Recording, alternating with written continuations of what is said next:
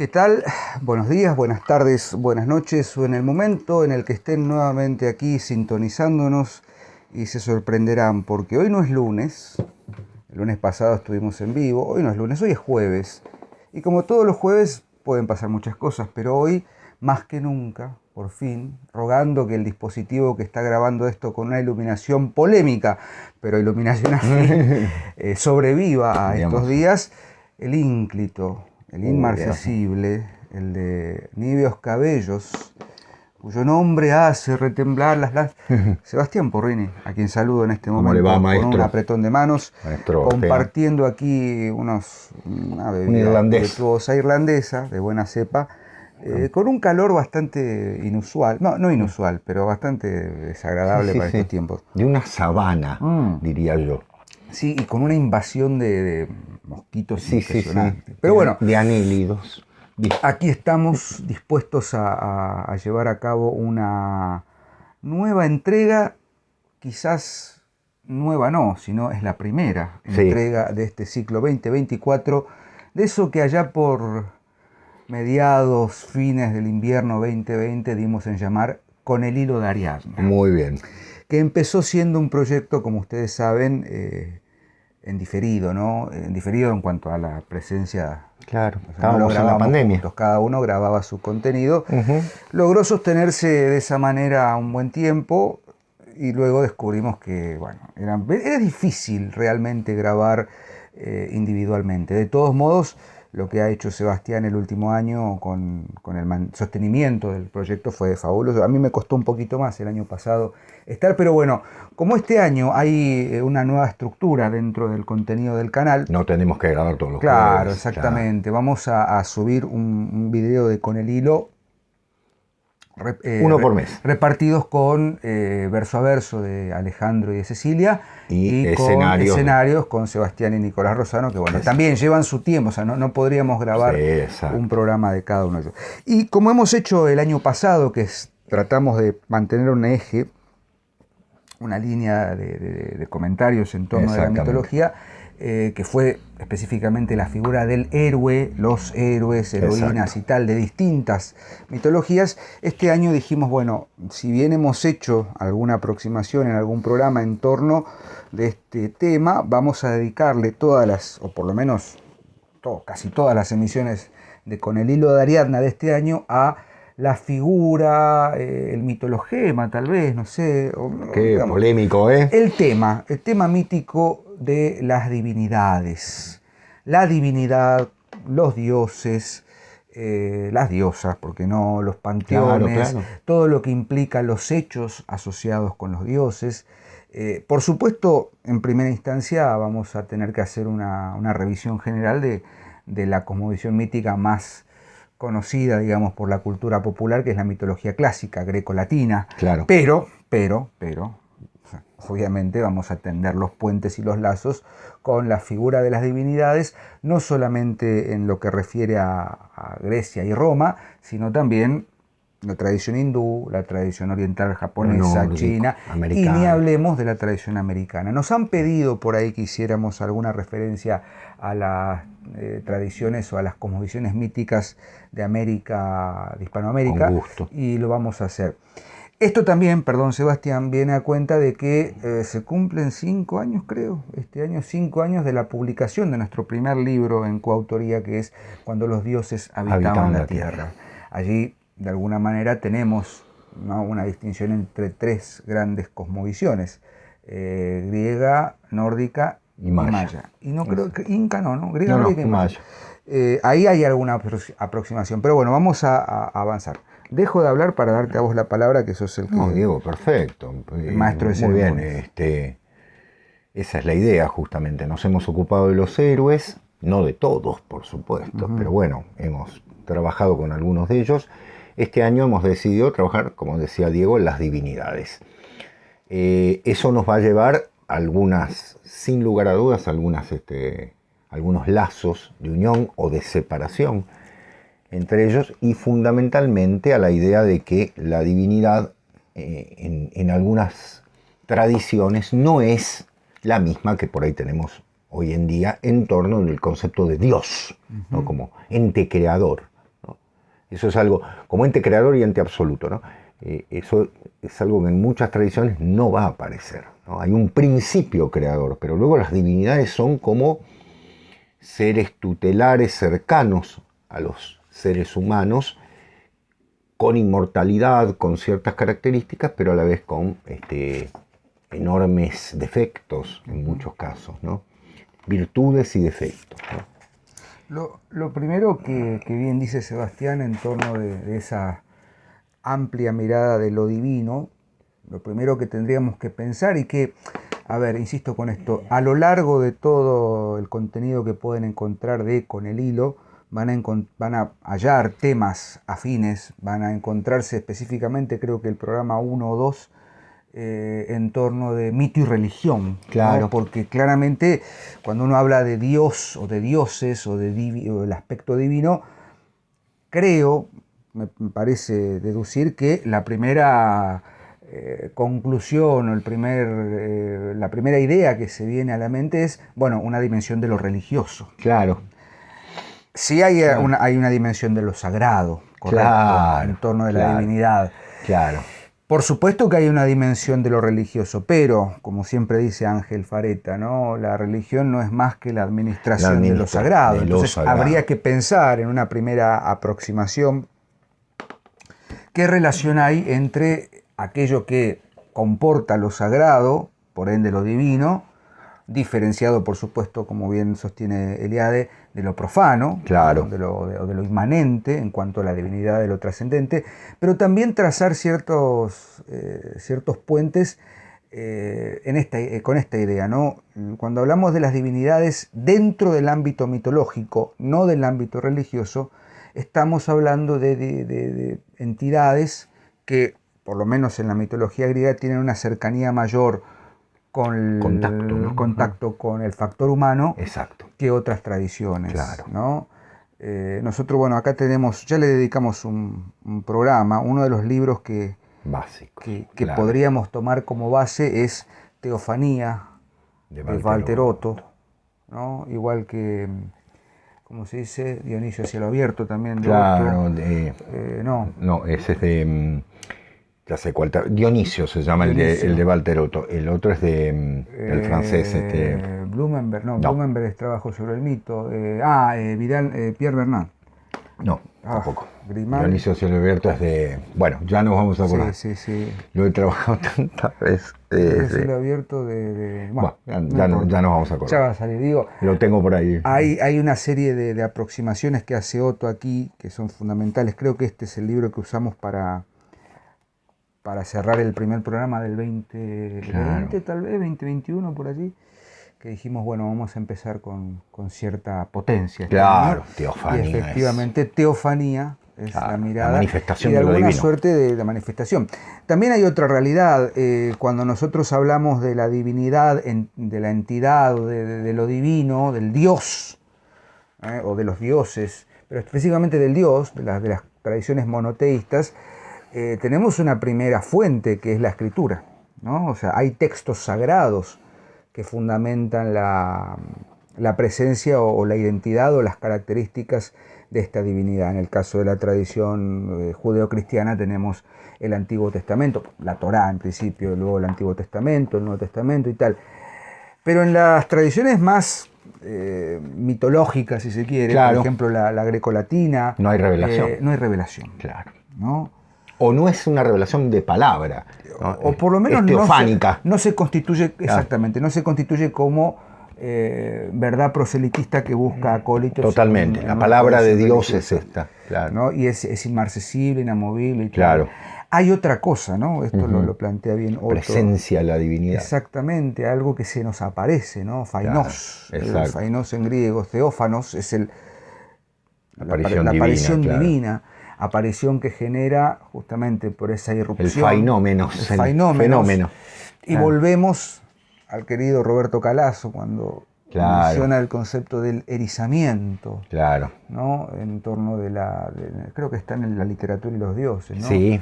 Esa especie de Me quedo así, es la presencia divina, no hay palabras que puedan traducir eso. Exactamente. Entonces allí tenemos, por ejemplo, el terror pánico que se manifiesta cuando aparece Dionisos en su estado, digamos, de esplendor. ¿Qué sucede con Apolo? Hemos hecho alguna aproximación, pero vamos a ir profundizando sobre ello. Vamos a ir profundizando sobre esos dioses, sobre distintas categorías y demás, ¿no? Hay muchísimos temas para conversar en ese sentido, pero Marcel Détienne. Ahí está, ahí me acordé. Te acordaste. Dionisio Cielo Abierto de Marcel Détienne. Yo creo que lo que uno debe marcar primero ante las divinidades de las grandes tradiciones míticas, por llamarlo, no es un concepto que tenga que ver con un Dios omnipotente, ni autocreado en muchos casos. Piensen ustedes que la creación para los griegos tenía distintos discursos, ¿no? Era Eros lo que había unido, ¿cierto?, a Urano y a Gea, que eran dos divinidades. Porque ahí viene otro tema, la tierra es una divinidad, ¿no? Para el hombre mítico la tierra es una divinidad, por eso el respeto por la tierra, pertenecemos a ella, ¿no? El ser humano, el humus, estamos en la tierra, somos parte de ella, y está lo espiritual, el pure, el fuego, ¿no?, que es también la manifestación de los dioses. Cuando la divinidad se empiece a estetizar en el mejor sentido, y gracias a la tarea de los poetas se empieza a estetizar, los dioses empiezan a asumir, ese coro de dioses empieza a asumir un sentido de complemento, de oposición y de complemento, si me permiten, ¿no? Pero no de oposición en un choque necesariamente, sino más bien de algo que se requiere el uno al otro. Vamos a la tradición griega fundamental y nos vamos a encontrar con la pareja, tal vez más interesante de divinidades de Grecia, que tenga el complemento clásico, ¿no?, que son Apolo y Dionisos. Seguramente, como dice Valterotto, está en ellos expresado todo, ¿no?, el canto final de la tradición griega, como diciendo, ya hemos logrado la síntesis, ¿no?, en dos dioses que son medio hermanos, valga decirlo, son medio hermanos, no son absolutamente, no están absolutamente unidos por una categoría igual, porque valga decir que Dionisos es, por momentos, es casi un héroe que llega a ser un dios, ¿no? El mito de Dionisos es muy particular. Ha sido sacrificado, tiene una carnalidad notable, Dionisos tiene una carnalidad notable, toca a los seres humanos, se codea, ¿no?, bueno, y otras cosas más, ¿no? Está en constante presencia, su rito es un rito orgiástico, ¿no?, como decimos siempre, es decir, es una percepción, una pérdida de la individualidad. Dionisos es la entrega a ciertos elementos del éxtasis que son absolutamente incontrolables, hace perder todo tipo de conciencia a quien lo posee. De hecho, sus grandes seguidoras son las Ménades, ¿no?, que es una forma de menin, de locura, ¿no?, la palabra, es decir, las que están poseídas de una locura divina. Y por el otro lado, Apolo, el dios lejano, ¿no es cierto?, ese dios aristocrático, ¿no?, que los griegos caracterizaban como la belleza perfecta, sublime, que no se acerca a los hombres, mata con la flecha, ¿no?, que es el arma más lejana, hiere de lejos. El que hiere de lejos. ¿Qué bolón? Apollon, exactamente. El que hiere de lejos, ¿no?, el que mata sin acercarse. La peste que envía, fíjense que la peste es una peste que no toca a Apolo, ¿no?, que envía allá de lejos, pero es el medio hermano de Dionisos. Son opuestos y complementarios. ¿En qué sentido? En el arte. En el arte griego, fundamentalmente. Apolo es el conductor de las musas. Apolo Muságeta se le dice, ¿no?, entre otras advocaciones. Apolo Febo, Apolo Helios, Apolo Iatros, el médico, el que envenena también. Pero hay algo fundamental, es el conductor de las musas. Sin embargo, hace falta el furor dionisíaco para que se dé la síntesis máxima. Hablar de estos dos dioses es complicado. ¿Por qué? Fundamentalmente, porque son dioses de muchísima riqueza. Yo me niego a los diccionarios que dicen Apolo, dios del arte. Apolo, el protector de no sé qué. Dionisos, dios del teatro, del vino y de los placeres. No, paremos la mano. No es tan así. Es un poco así, pero no es tan así. No es que tenían cajoncitos y sacaban algo y decían, esto es del teatro, y lo tiraba. Bueno, ahora vamos a ponerle tal cosa. No, no era así. No era que se vestían de una manera. Eran múltiples. A la vez eran múltiples. Y tenían religiones separadas. Tenían religiones separadas. La religión dionisíaca es una religión. La religión apolínea es otra. ¿Convivían? Por supuesto. ¿Se eliminaban una a la otra? No.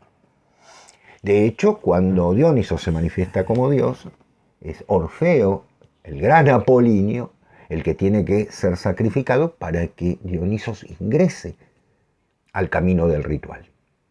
Porque si no, era solamente el peán Apolinio el que dominaba la poesía, y de pronto entra el ditirambo, ¿no? Propio de lo dionisíaco, es decir, la música apasionada, el descontrol frente al control calmo de Apolo, que también tiene lo suyo, ¿no? Porque uno dice, parece que Apolo es un jugador aburrido, ¿no? Esto de nunca se mete con nada, no juega con las cartas limpias, mentira, que lo diga Dafne, ¿no es cierto? Que lo digan cantidad de seres que han sido poseídos por él, ¿no? Amorosamente poseídos, ¿no? Claro.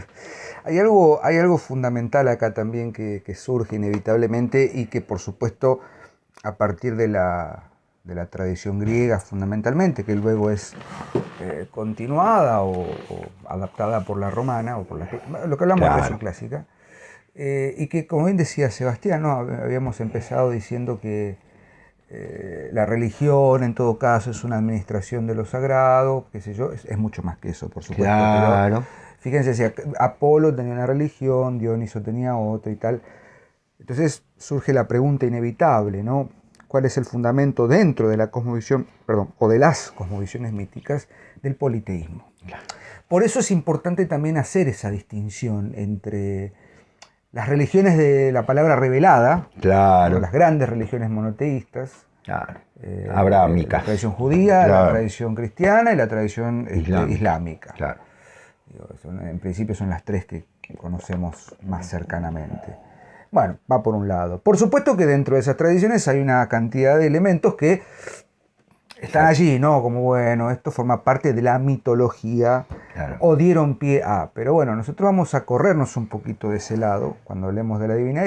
¿Por qué existe la posibilidad en cierto momento de la condición humana, de la historia del hombre, del ser humano, la posibilidad de pensar o qué elementos, cuáles son los fundamentos que llevan a construir la base del politeísmo? Exacto. Entendido esto, por supuesto, como la atribución de ciertas particularidades meteorológicas, sí, pasionales a la presencia de los dioses, ¿no? Exacto. Ciertos elementos asociados con lo que Dodds muy bien describe, que es lo irracional. Lo irracional, ¿no? Claro. Lo irracional. Los griegos y lo irracional. Claro. Entonces, ¿no? Está insuflado por la fuerza que está asociado con algo divino, con algo que está por fuera de nuestra... La locura. Exactamente. Claro. ¿No? Que la por primera fuera de palabra de la Ilíada, ¿no? Sí, locura, cólera, enojo, lo que me hace perder. Claro. Bueno, eso es también potestad, atributo, determinación divina. Totalmente. Entonces el ser humano, y acá viene lo interesante, digo, qué intrigante, o lo reflexiono así, qué intrigante la capacidad del ser humano para poder haber creado, de su intuición, de su inspiración, de su percepción, que no es solamente sensorial, no, claro, algo hay ahí que moviliza la capacidad de poner en palabras, de poetizar, claro, en torno de esto de, al no poder comprender el devenir del mundo, tal como sucede, ¿dónde encuentro esa razón? Claro, y esa razón está puesta en esto que ellos han llamado los dioses, las divinidades, ¿no? Hoizegoi, griego, ¿no? Pero bueno, por ahí pensarán que estábamos muy centrados en la tradición grecorromana. No. pero más o menos con otras características, con otras particularidades, con otra geografía también. No es menor esto. Cuando hablábamos un poco de la mitología nórdica decíamos, claro, los dioses nórdicos tienen una cosa así dura. Y bueno, sí, es su geografía, bueno, claro. ¿Qué vas a ver? Claro. En medio del bosque gélido y las montañas. No van a tomar aceite de oliva. Claro, obviamente. Eso. Como decir, siempre toman sopa de pan y claro, cerveza, claro, y por supuesto una tradición cuyos dioses están más emparentados con la lucha, con el combate, con la... Claro. Uno piensa pocos elementos hay en la mitología nórdica, pocos dioses asociados con lo poético. Odín de por sí es el dios de la poesía en el sentido de la adivinación, ¿no? Del arte de la adivinación. Qué bueno, por otra parte, ¿no? Que a su vez es considerado como una construcción estética. Claro, exacto. Balder tal vez, pero bueno, que es el que va a resurgir como dios supremo luego del Ragnarok y tal. En Japón ni hablar, ¿no? También hay una sutileza en torno de las divinidades propias. Todos estos elementos los vamos a desarrollar durante este ciclo 2024. Exactamente. Porque bueno, nos parece más ordenado incluso para nosotros tener un eje y no ir a los ponchazos diciendo, bueno, ¿de qué hablamos hoy? ¿De qué hablamos? Porque es infinito. Es infinito. Incluso el concepto que maneja muy bien Eliade, lo vamos a trabajar, el Deus Otiosus, es decir, el Dios ocioso, el Dios que cree y se va. Y deja el mundo, claro, ¿no? Eso, por ejemplo, va a ser base del gnosticismo, ¿no? Dios ha creado un mundo, pero ese Dios se va y lo deja en manos de otros. Entonces ahí va a surgir el tema, no hay una dualidad en esto. ¿Quiénes son las divinidades? Bueno, vamos a ir hablando de todo eso, de ciertas divinidades propias de ciertos pueblos específicamente, como los dacios, que hasta tenían una especie de Cristo, ¿no? Muy particular. Ya hablaremos de todas esas divinidades. Pero bueno, nada, queríamos dar el presente hoy, estar con ustedes, contarles un poquito cómo viene la organización de este año y agradecerles por la paciencia de siempre y el empuje. Querías leer algo, ¿no? No estaba viendo. Dice, con la alianza entre Dionisos y Apolo, la religión griega ha alcanzado su culminación más sublime. No puede ser mera casualidad que Apolo y Dioniso se hayan unido. Se han atraído y buscado porque sus reinos, pese a los contrastes más profundos, en el fondo están ligados por un vínculo eterno. Bueno, Walter Otto, ¿no? Mejor no lo puede decir, ¿no?